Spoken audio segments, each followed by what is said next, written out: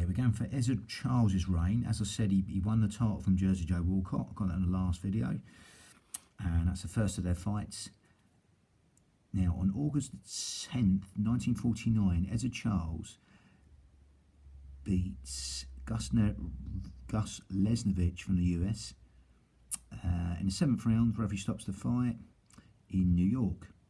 Gus Lesnevich, good old light heavyweight fighter who fought Freddie Mills, etc. and others. October the 14th, 1949, Ezra Charles wins by KO against Pat Valentino from the US in San Francisco. August the 15th, 1950, Ezra Charles wins. Referee stops the fight against Freddie Bashaw in the 14th round in the US in Buffalo, New York. Now, 27th of September 1950, Ezra Charles wins on points against Joe Louis in the 15th round in New York. Come back in Joe Louis. Yeah, this is all that's the undisputed title, really, like the Laniel title, because Joe Louis retired and he beat him as he come back. But he won that title. It was an NBA title. Ezra Charles from Jersey Joe Walcott in 1949, which ended up being a WBA title before they sort of fragmented off. That's a brief sort of description of that lineage. So we got December the 5th, 1950, Ezra Charles wins by KO against Nick Barone in Cincinnati, Ohio. In the 11th round by KO against Nick Barone, Ezra Charles.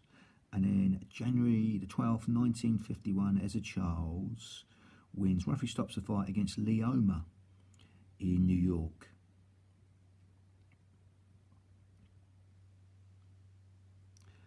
March the 7th, 1951, Ezra Charles wins on points against Jersey Joe Walcott again in Detroit this time. But they meet again. Detroit, Michigan. May the 30th, 1951, Ezra Charles wins on points against Joey Maxime in Chicago. And another good light heavyweight world champion. Beat Sugar Ray Robinson, among others, when Sugar Ray Robinson tried to step up for the light heavyweight title. Among others there, Joey Maxime. Now, July the 18th, 1951, Jersey Joe Walcott fights Ezra Charles again and loses on a 7th round KO. One of the best knockouts I've ever seen. A sort of left hook, come uppercut, slipping inside, and he takes him out. Again, that was in Pittsburgh.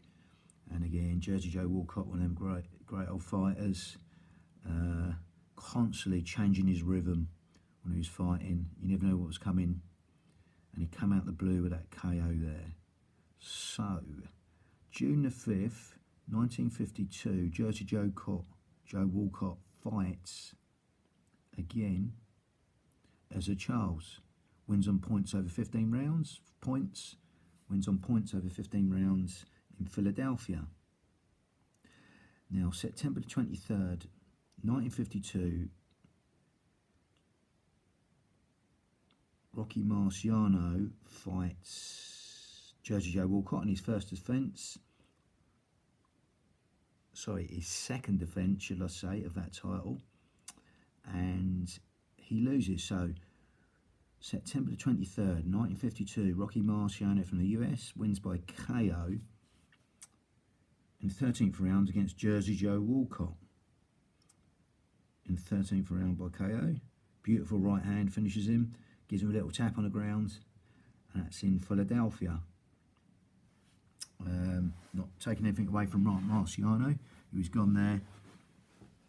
But again, he did put that little shot on the floor, but lovely. So, he wins the title, Marciano, against Jersey Joe Walcott.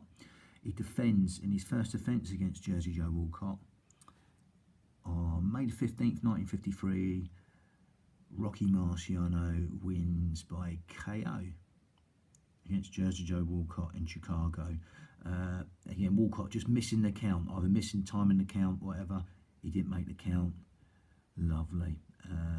So, September 24th, 1953, Rocky Marciano fights Roland Starzer. He fought him in a close non-title fight when he's on his way up, Marciano. Some debated, you know, it was a close one, etc. When it went to the points, but this time it didn't. He makes sure of that.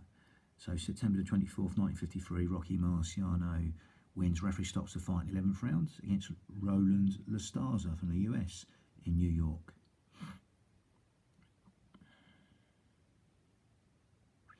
Then he fights Ezra Charles for the first time. June 17th, 1954, Rocky Marciano wins on points against Ezra Charles in New York over 15 rounds. But he fights him again. September the 17th, 1954, Rocky Marciano wins by KO against Ezra Charles in New York. Again, there's a big split down Marciano's nose in one of that Ezra Charles fight there. But he still come on to win. So, May 16th, 1955, Rocky Marciano wins. In the 9th round, referee stops the fight against Don Cockle from England, a blacksmith from England in San Francisco. And again, yeah, it's a bit dirty in that one, but again, good old fighter Marciano. A few rabbit punches, etc. But again, did the business.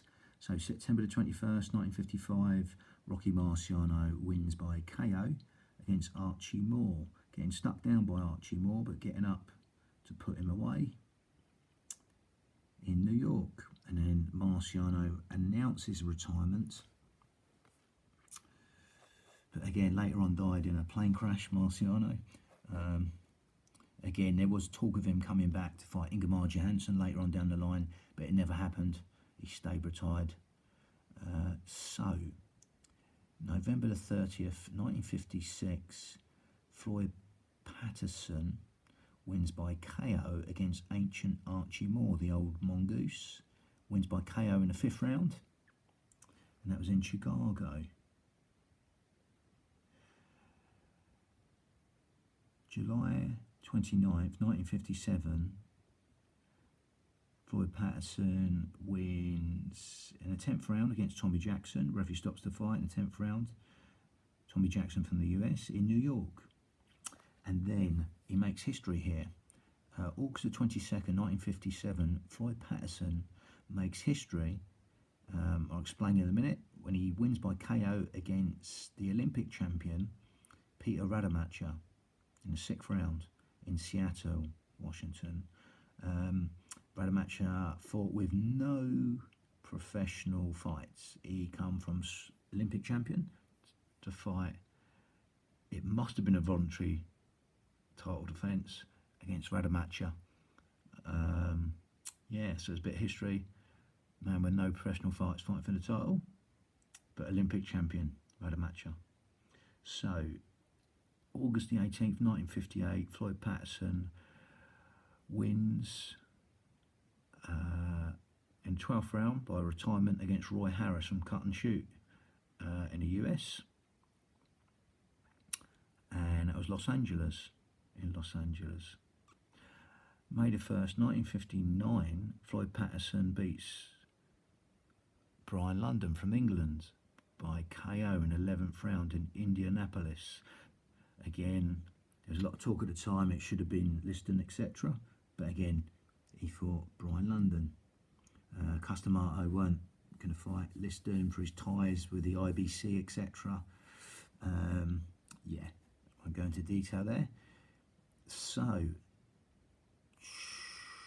June the 26th, 1959, Ingemar Johansson from Sweden wins and beats Floyd Patterson. Referee stops the fight in a 3rd round against Floyd Patterson in New York. And then on June the 20th, 1960, Floyd Patterson makes history, being the first person to regain the heavyweight title after losing it.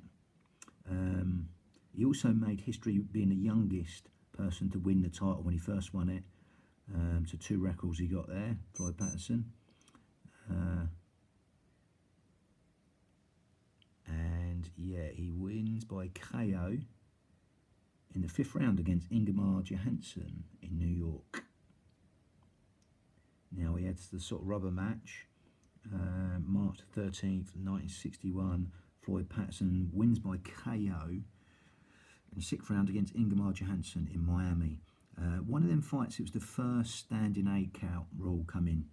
I think it might have been the 3rd, but I'm not too sure.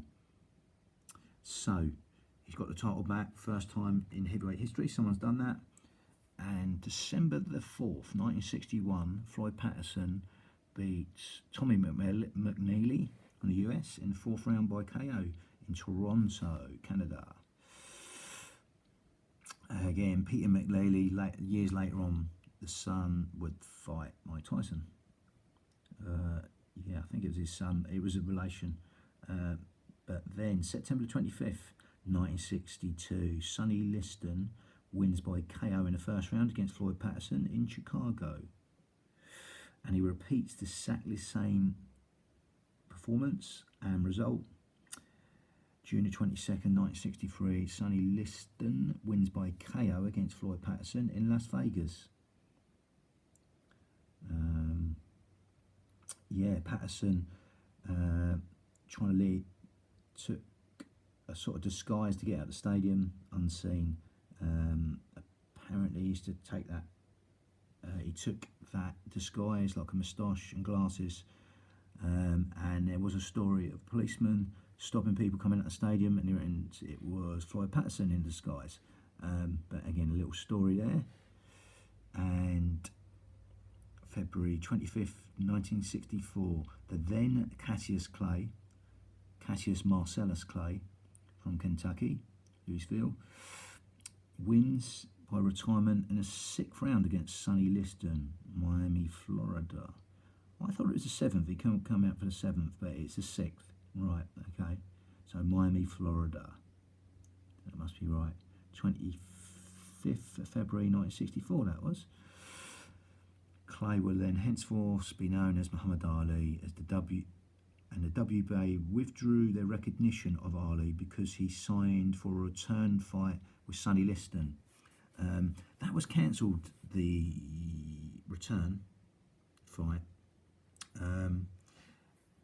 due to now Muhammad Ali having a hernia, but it was rescheduled, as we find out now.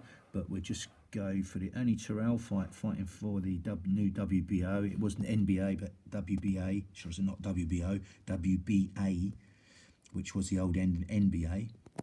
1965, Ernie Terrell, big tall guy, 6'5", I think, wins on points against Eddie Machen in Chicago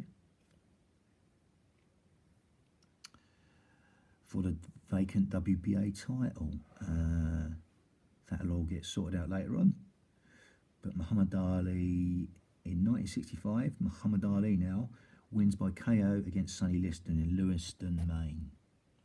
Okay, old Jersey Joe Walcott being the referee. Again, there was a bit of a hash up. Jersey Joe Walcott running over to, I think it was Nat Fleischer. Yeah, Nat Fleischer. And he said he'd already been counted out. Because there was a lot of confusion where Clay was shouting at Liston to get up, etc. But again, he wasn't the timekeeper, Nat Fleischer, so there's a little bit of controversy with that.